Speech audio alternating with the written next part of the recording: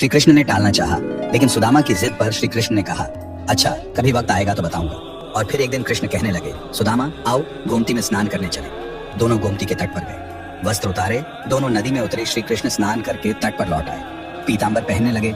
सुदामा ने देखा कृष्ण तो तट पर चला गया है, मैं एक डुबकी और लगा लेता हूँ। और जैसे ही सुदामा ने डुबकी लगाई, भगवान ने उसे अपनी माया का दर्शन कर दिया। सुदामा को लगा गोमती में बाढ़ आ गई है, वह बहे जा रहे हैं। सुदामा जैसे तैसे तक घाट के किनारे रुके, घाट पर चढ़े घूमने लगे। घूमते घूमते गांव के पास आए, वहां एक हथिनी ने उनके गले में फूल माला पहनाई। सुदामा हैरान हुए, लोग इकट्ठे हो गए।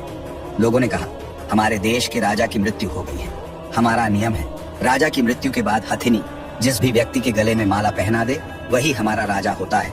हथिनी ने आपके गले में माला पहनाई है, इसलिए अब आप हमारे राजा हैं। सुदामा हैरान हुआ, राजा बन गया। एक राजकन्या के साथ उसका विवाह भी हो गया, 2 पुत्र भी पैदा हो गए। एक दिन सुदामा की पत्नी बीमार पड़ गई, आखिर मर गई। सुदामा दुख से रोने लगा। उसकी पत्नी जो मर गई थी, जिसे वह बहुत चाहता था, सुंदर थी, सुशील थी। लोग इकट्ठे हो गए। उन्होंने सुदामा को कहा, आप रोए नहीं, आप हमारे राजा हैं, लेकिन रानी जहाँ गई है वहीं आपको भी जाना है। ये मायापुरी का नियम है। आपकी पत्नी को चिता में अग्नि दी जाएगी, आपको भी अपनी पत्नी की चिता में प्रवेश करना होगा, आपको भी अपनी पत्नी के साथ जाना होगा। इतना सुनते ही सुदामा की सांस रुक गई, हाथ पांव फूल गए। अब मुझे भी मरना होगा, मेरी पत्नी की मौत हुई है, मेरी तो नहीं, भला मैं क्यों मरूं? ये कैसा नियम है? सुदामा अपनी पत्नी की मृत्यु को भूल गया, उनका रोना भी बंद हो गया। अब वह स्वयं की चिंता में डूब गया और कहने लगे, मैं तो मायापुरी का वासी नहीं हूँ, मुझ पर आपकी नगरी का कानून लागू नहीं होता, मुझे क्यों जलना होगा?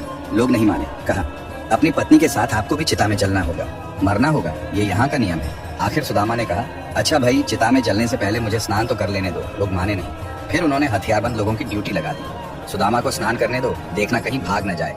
रह रहकर सुदामा रो उठता। सुदामा इतना डर गया कि उसके हाथ पैर कांपने लगे। वह नदी में उतरा, डुबकी लगाई और फिर जैसे ही बाहर निकला, उसने देखा माया नगरी कहीं भी नहीं।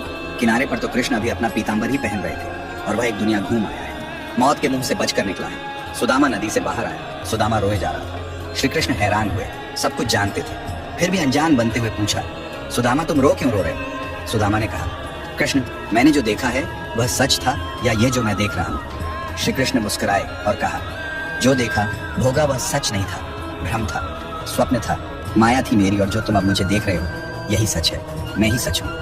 और जो मुझे ही सर्वत्र देखता है, महसूस करता है, उसे मेरी माया स्पर्श नहीं करती। माया स्वयं का विस्मरण है, माया अज्ञान है, माया परमात्मा से भिन्न। माया नर्तकी है, नाचती है, लेकिन जो श्री कृष्ण से जुड़ा है वह नाचता नहीं, भ्रमित नहीं होता, माया से निर्लेप रहता है, वह जान जाता है। सुदामा भी जान गया था, जो जान गया वह श्री कृष्ण से अलग कैसे रह सकता है?